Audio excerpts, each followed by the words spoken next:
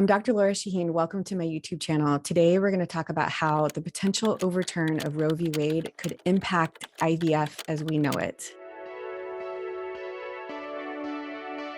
I'm Dr. Lora Shahine. I'm a double board certified OBGYN and reproductive endocrinologist who's been helping people build their families for over 15 years. And I'm worried about the impact of overturning Roe v. Wade for my fertility patients. Let me explain. So for a full in-depth recap of what happened the first week of May and why Roe v. Wade has been in the news so much for the past couple of weeks, please go to my video on Roe v. Wade, kind of what happened. But a quick recap is on May 2nd, Politico wrote a story about a leaked document from the Supreme Court. It's a draft of a majority opinion on a case that the Supreme Court has been deliberating and soon to make a decision on. The case is called Dobbs versus Jackson's Women's Health. It's out of the state of Mississippi, and the primary reason they're judging that case is putting a ban on abortions after 15 weeks gestation. But in the arguments for that particular case, the state of Mississippi is arguing that Roe v. Wade in and of itself is egregious and should have never been passed. And so in this decision, the judges may not only side for the state of Mississippi in this specific case and ban abortions after 15 weeks in that state, but it could have implications on a federal level if they decide to overturn Roe v. Wade.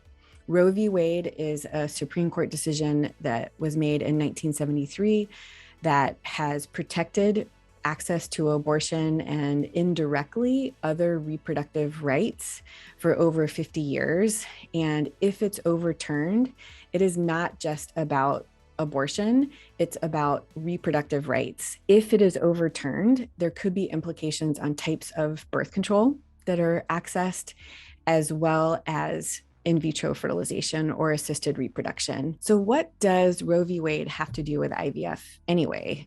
What does overturning Roe v. Wade and limiting access to abortion have to do with fertility treatments and helping people build families? Well, it's in the language of the law, and that's where the threat is. So in 13 states right now, there are trigger laws that are set to go into effect if Roe v. Wade is ever overturned.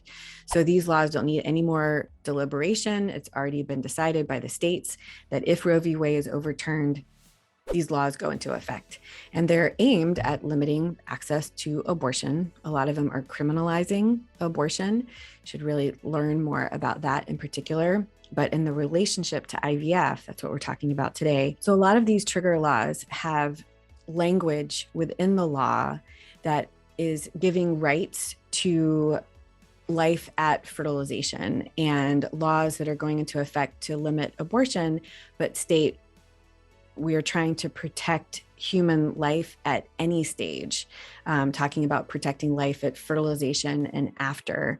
And so these personhood laws are essentially giving rights to an embryo. So any intervention, whether it's birth control or IVF treatment that could be interpreted as harming an embryo, could be limited or illegal in the future. So what does this mean for IVF? Well, this could impact a lot of people. 2% of the population in the United States is a result of assisted reproduction. 1 in 8 couples have infertility and need help building their family. So if you haven't needed help with building a family, I am sure that you know someone who has. And so pay attention. In the most extreme case, IVF could end as we know it. Since IVF is the process of fertilizing eggs and sperm outside of the body in the lab, and then transferring embryos, freezing embryos, doing genetic testing on embryos, the way that we practice IVF could be dramatically changed and extremely limited. I do want to emphasize that right now there are no laws that would actively limit any IVF intervention or the way that we practice. It's just that the laws, the personhood laws that are giving rights at the level of fertilization and protecting life at any stage, how someone could interpret that is not doing anything to embryos that could be considered harm.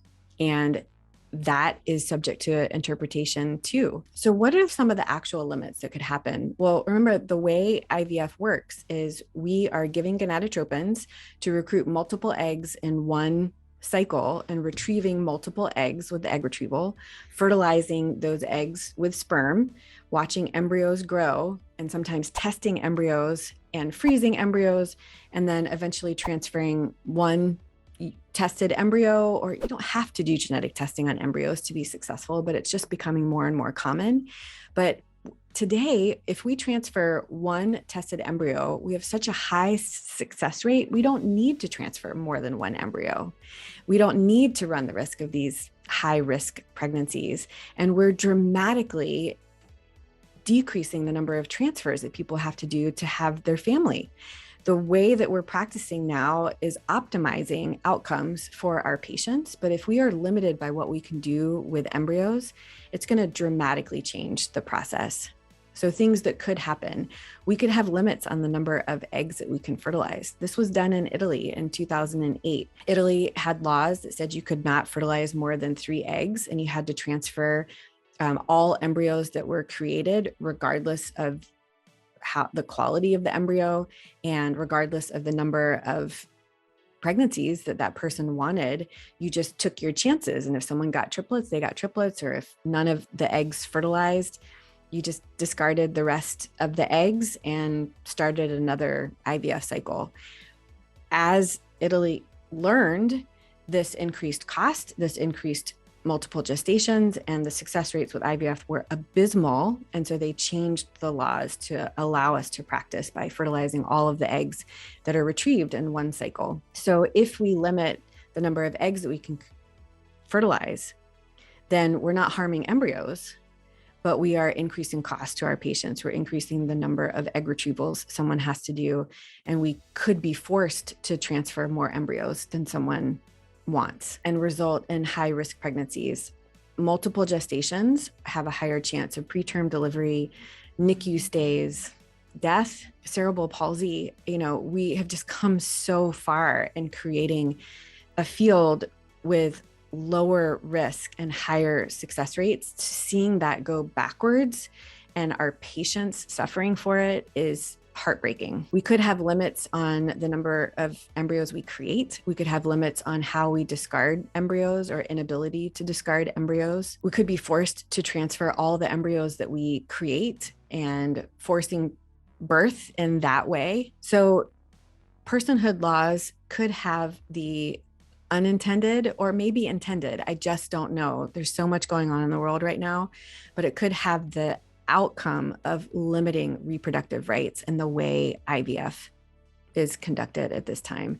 So a recap, there are no laws that are automatically limiting IVF right now. It is potential, but it is serious potential. And what it's coming from is not actual laws that are limiting access to abortion. It's the language in these laws, that personhood laws, that are giving rights to embryos. And if you could argue that IVF is in any way harming an embryo, then you can punish the patient, you can punish the doctor, and the downstream effect of that could be less genetic screening of embryos, higher costs, increased multiple gestations, and adding to an already difficult and expensive process. I hope that this has opened your eyes to the potential impact of overturning Roe v. Wade.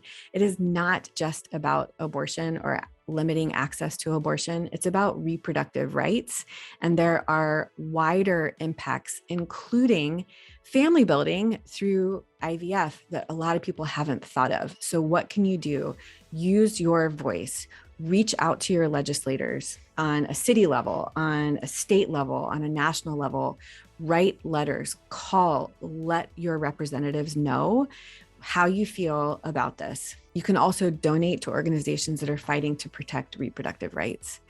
I hope you learned something from this video. Follow me for more information. I have lots more information on Instagram, TikTok, and Twitter, really trying to share the potential impact of this. Like this video if you learned something, comment with questions that you have, subscribe to this channel, and stick around for more learning.